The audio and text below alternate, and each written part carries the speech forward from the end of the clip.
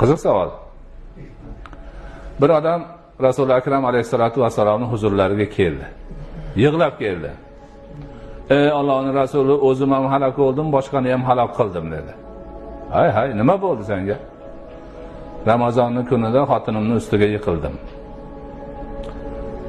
Unaqa bo'lsa, 60 kun ketma-ket roza tutasan dedilar.